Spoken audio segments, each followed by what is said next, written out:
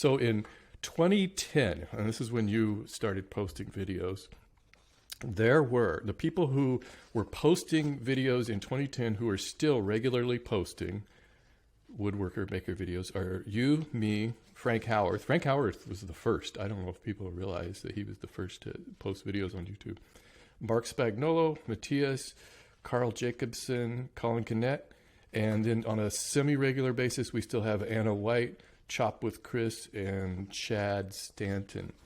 That's it. Those are the only people still posting videos from 2010. Yeah, it was a nice small field, easy to make a mark back then. It definitely was. I was watching you. I was watching Matthias. I didn't know of Frank at that time.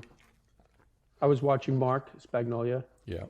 And yeah, it was pretty wild. It was really funny. I really made my first video to show my brother-in-law this table that I was building. And then I got a couple of comments and then was just like addicted to uploading. Yeah. And recording what I was doing and all that stuff. How many frames do you think you've made over the years? I make a lot of frames. You know what I love about frames is I don't make really ornate frames. They're more like, I almost describe them as pedestals. It's about presenting a painting as opposed to decorating a painting. Yeah. And it just changes the painting. It's sort of like you take something and then you sort of present it and now you can sort of see it in its own place. And you're only dealing with 4 miters. You don't have to worry about the drawer not closing or the door being a little crooked. There's not going to be any callbacks. Once that thing gets hung on the wall, you're done with it. And there's a pretty high profit margin in making frames compared to fine woodworking. Yeah, I really enjoyed you had a recent shop tour, and I saw both of those. You've got both table saws sort of, I guess, what would you call it, facing each other. They've got one on each side with an outfeed table separating them.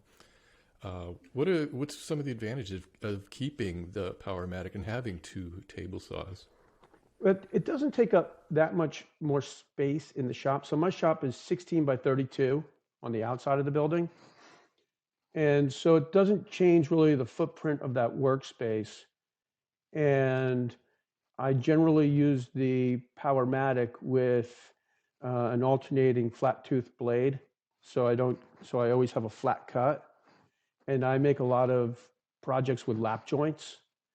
And so I often use that saw with my crosscut sled for cutting lap joints and things like that, dados. And anytime that I'm going to cut anything that I think might set off the saw stop, I'll run it through the Powermatic. And that could be a piece of wet, like treated lumber or something, really anything. And it's not so much that I'm afraid of setting off the saw stop. I just don't want to lose a blade and lose the time that it's going to take to redo it all.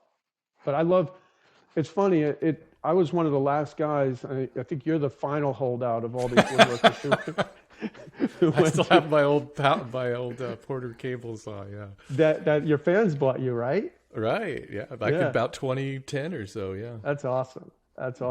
I tell you, this saw is a beautiful saw. So I finally reached out to Saw Stop because the boys were going to get into it. And I wanted to teach them, or at least give them the freedom to come out to the shop and use a table saw, but I just did not want them using that old saw. So anyway, it's an amazing saw. It's just so smooth and powerful. So as somebody who's been through a lot of tools and setting up that shop over the years, what do you think is like the biggest waste of money you ever spent on tools? Wow, it's a hard one to... Is there anything that you have? Maybe there's something you could think of that'll get me started. Because there's definitely stuff. I would say, well, see, next You're going to say question the biscuit joiner. Next question I was going to ask you is, okay, give me your sales pitch on the biscuit joiner. I think you said it was in your top 10 tools. You know what? It's something I've been using ever since I was at the cabinet shop with my boss, way back in the 80s. And I remember, putting tabletops together or putting boards together in woodshop class and setting up the doweling jig and I was like, oh my God. And then I go to work and we put a tabletop together in minutes and all the boards are perfectly aligned. And I was like, oh man, this is a great tool. So literally it's been a tool that anytime I'm joining a boards together, I'm using a biscuit joiner. So anytime, you know, that's pretty often if you're building a piece of furniture. So I'm sticking to my word with that's a tool that I like.